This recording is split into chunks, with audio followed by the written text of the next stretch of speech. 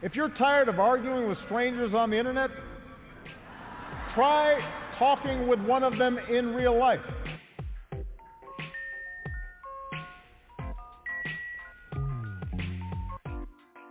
Welcome to Back in America, the podcast.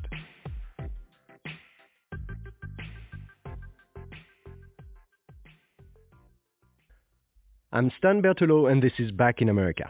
Today, I'm with Princeton entrepreneur Ron Menapace, owner of Princeton Homestead, a furniture and home decor store specialized in custom-bound wood furniture located in the heart of Princeton on Palmer Square. Ron, your dad was a carpenter, and after a degree in sport management, you also had a stint at Woodwork, fixing and refurbishing furniture. Yet, you went on to work as a sales in a Pharma corporation. 13 years later, however, you and your wife, Kristen, decided to follow your dreams, and in 2012, you opened what is then called the Farmhouse. Welcome to Back in America, Ron. Thank you. So would you like to add anything to this brief introduction? One of the biggest parts of my life is my family. There's really no reference to that. I've got a lovely, wonderful wife, Kristen, and 4 children. We live here in Princeton. 4 children, wow. Yeah, it's a large family, but I grew up in a large family. It's chaotic and it's crazy and it's wonderful. How old are they? They are 5, 8, 8, and 11. Wow, twins? Twins, yeah, boy-girl twins. Wow, Yeah. congratulations. Thank you. So, yeah, you work for a very long time in the pharma industry, a job that seems to be quite remote from the world in which you grew up, right? And from whom you are today. I'm wondering why, while so many people get stuck in the job that they don't really like, you manage to move on. So I started in a pharmaceutical company in the late 90s where there was this arms race, basically, of these large pharmaceutical companies creating these bigger and more prolific sales forces trying to promote their blockbuster drugs. I was very fortunate to start with a company that was a small pharma company. We started with 50 sales reps in the entire country. And I was able to start as a sales rep and really help grow this business, help build the company and put my fingerprints all over the company itself.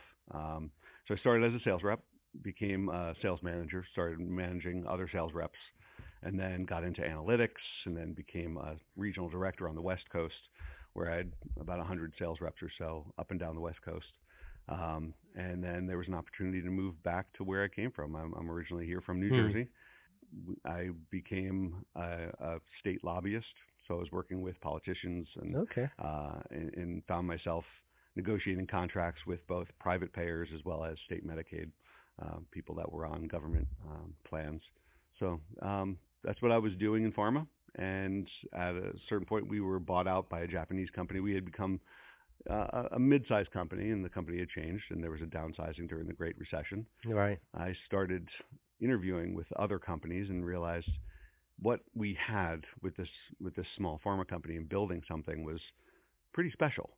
Yeah, and I was interviewing with these large pharma companies where I felt like I was just a cog in the machine. You know, I was just filling a role, and it didn't feel like it was really building something. It wasn't truly integral in developing the business.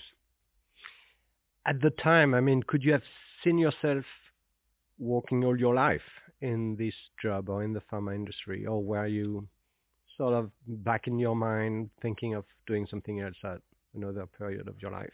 I could imagine continuing to work with that particular company in that context, how the company was, but the company changed, and we have to deal with change throughout our lives. And then when change happens, then you sit quietly and you think about really what you want to do and what you want to accomplish. There was plenty of people that I worked with that that had said something along the lines of, if I could only hold on for 15 more years. Mm-hmm. And it struck me like, is that how I want to live the rest of my life, my working career at least? And so we decided we wanted to try something else and follow our dreams, and we opened our own store. And we're going to come back to that Yeah. in a minute. Let's go back to your earlier years. You come from a large family. I do. You mentioned that. If you close your eyes for a minute, what memories of growing up in this family of 6 in Hillsborough do you have? Yeah. Well, growing up in Hillsborough, well, first of all, the large family. I'm the youngest of 6, so I had 5 older brothers and sisters, and fantastic parents. So I had 7 people, and my mom stayed at home until I was probably in middle school, and then she started working outside the home. But I had 7 tremendous role models that I could look up to. Growing up in Hillsborough, at that point, Hillsborough was a lot of farms and fields. So we found ourselves playing in the soybean fields and riding our dirt bikes and playing flashlight tag at night. It was a pretty special existence growing up. I feel very fortunate. What kind of dreams did you have for when you grew up at the time? Well, I thought I was going to be a professional basketball player, but then, reality set in, and that wasn't going to happen. So dreams, I like I said, I think I wanted to be a sports star. Okay. Is it why you studied sport management? That's why I got into sports management. That's right, in college. And what was the vision of your world, or of the world at the time? Kids growing up in New Jersey, what was the world to you? The world was my neighborhood, frankly. I didn't have a global view of the world. We were kind of isolated and focused on our own life. So I read somewhere that you had 14 addresses in 16 years.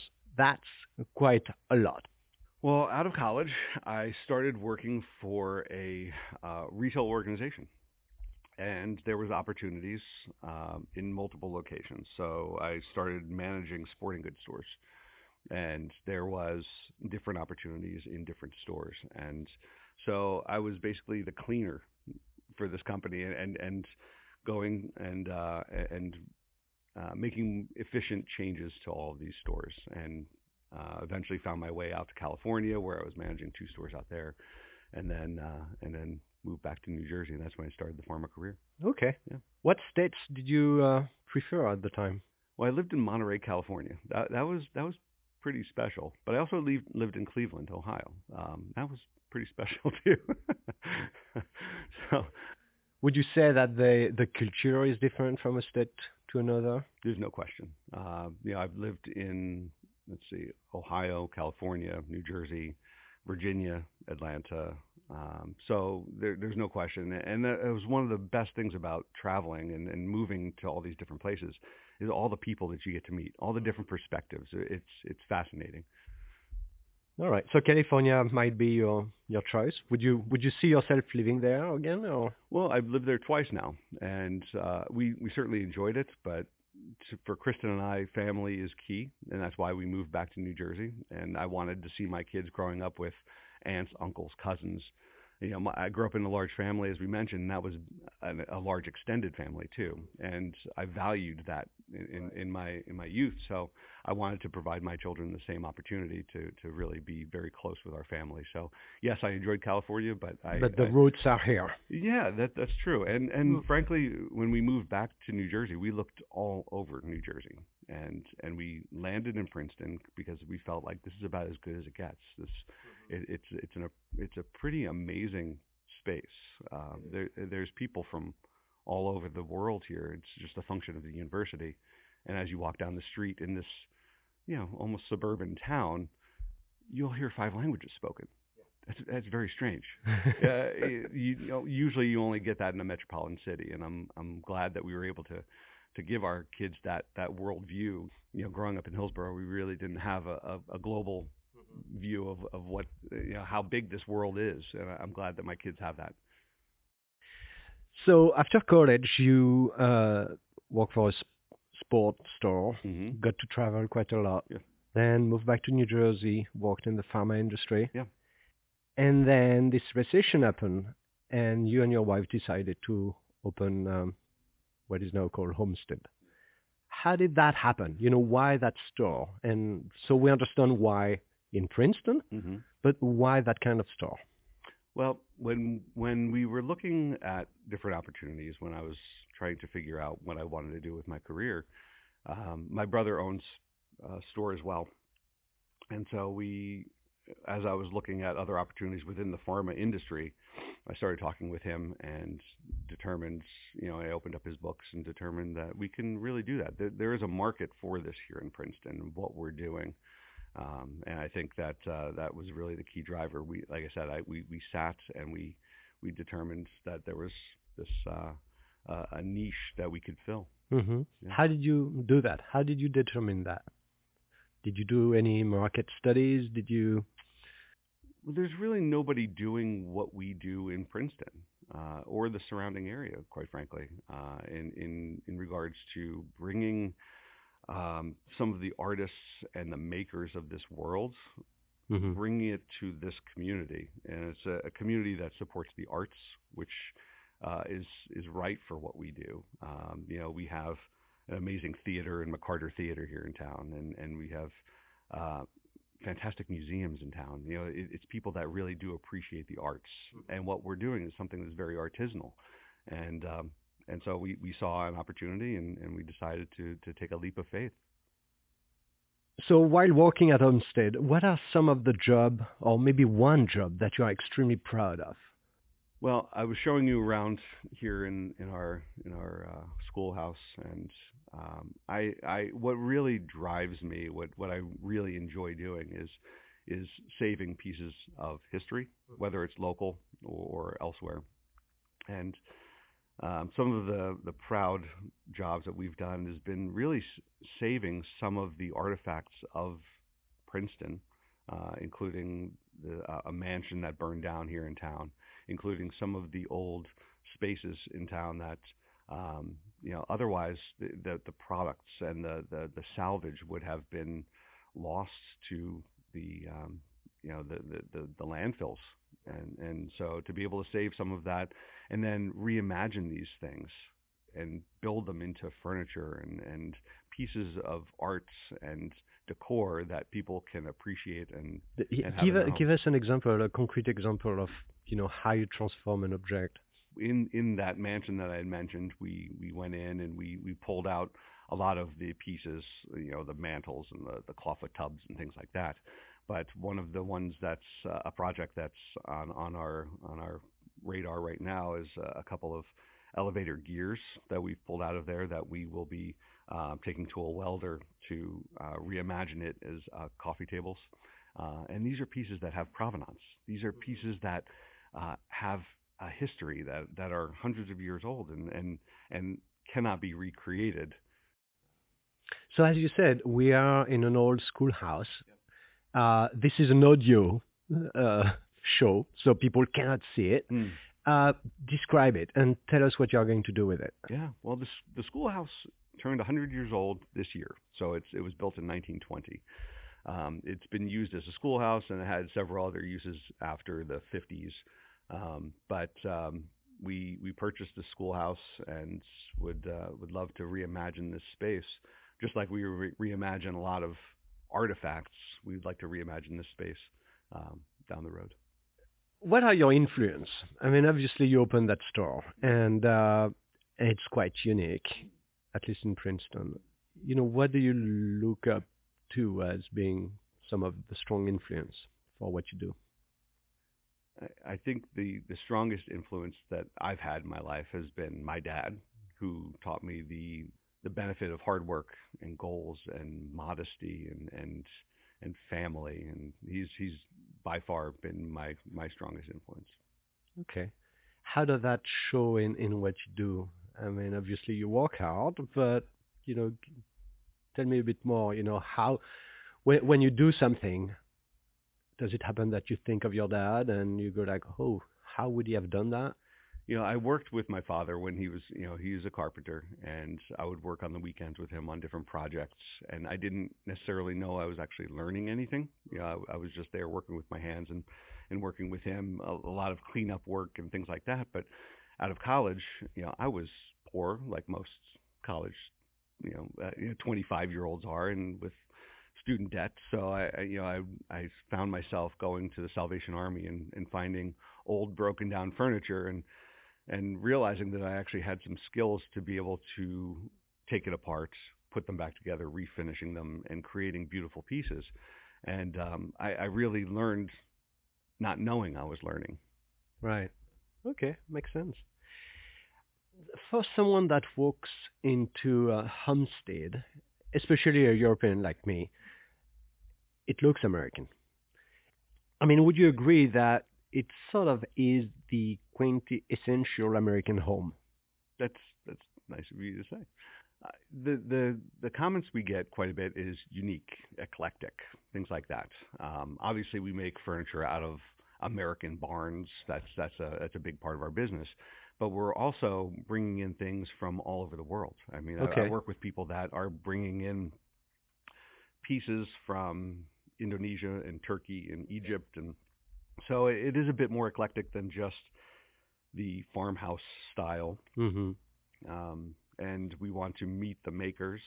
It's probably the best part of what we do is that we get to go out. Kristen and I get to go and meet potters and glass blowers and interesting artists that see the world differently than 90% of everybody here that we talk to, and the interesting characters that are the makers of the world. So you were telling me earlier on that you can do custom work. Yeah. So how does that work? Let's say I've got a home to furnish. What would be the process? Well, we come out and we do full interior design services. Oh, is And that a service you offer? we do. And so Kristen and I wanted to give that opportunity to everybody at a reasonable rates. The fact is, I mean, we would never have an interior designer come into our house and spend $1,000 just for them to walk over the threshold of our door. Mm-hmm. So we wanted to give that interior design service and experience to customers basically free of charge, and to go in and give people ideas and give people a vision of what their home could be and how they can live very comfortably and in the space that they love. And so we do full service. It's more than just selling knickknacks and pieces here and there. We're here, full customer service. Okay. And what you offer is sustainable, right? I mean, you have a lot of reclaim wood. The store itself is sustainable in a way, I read. Yeah, it is. We're actually the only furniture store in New Jersey that's listed on the sustainable registry in New Jersey. We are committed to our sustainable practices, and that includes making sure that our landfills are not being overrun with unneeded products, and we're not cutting down new lumber to make furniture. This is all wood that's already out there, and it's beautiful. I mean, you cannot recreate 200-year-old timbers, Mm-hmm. and the oxidized nail holes and all the scars and the saw marks that were evident in history's past. I'm looking at some beams right behind you right here, these hand-hewn beams with all of the hand, the scars and beauty within that wood.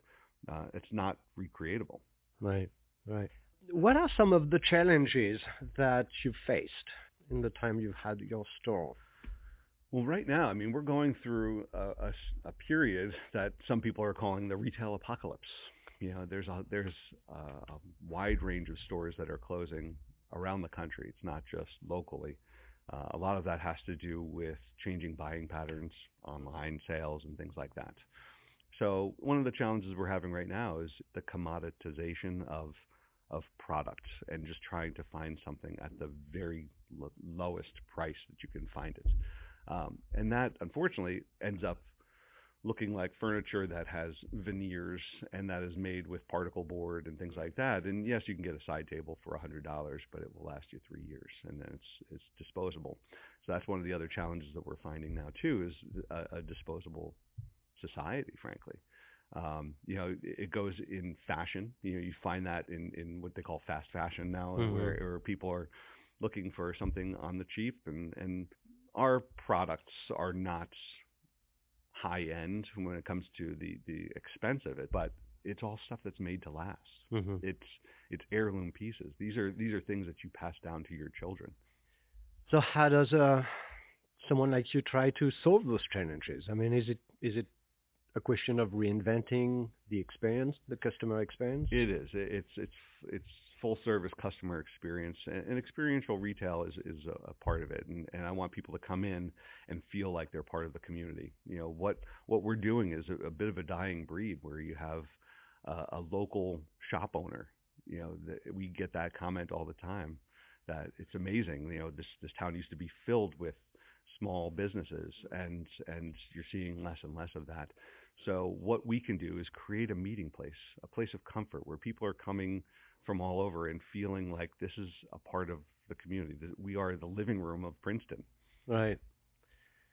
Is that part of the project you've got, creating more community engagement within the store or around the store? Yeah, we're very fortunate. I mean, people understand what we're doing, and we're kind of small batch, and we're local, and again, we're providing that level of customer service that you cannot replicate from a big box retailer.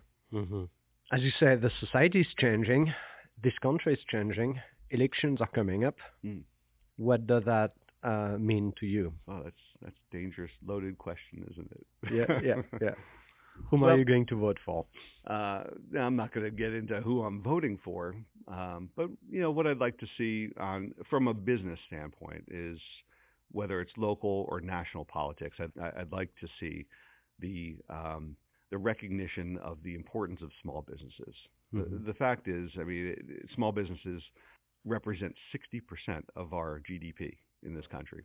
It's a tremendous part of our overall economy, and certainly hope that our local politicians will honor the small businesses of this country, mm-hmm. and help support that. Would you have any advice or takeaways for people that are looking at creating a business here in Princeton? It's, you know what, if somebody was going to open a business, my suggestion is make it unique, make it interesting.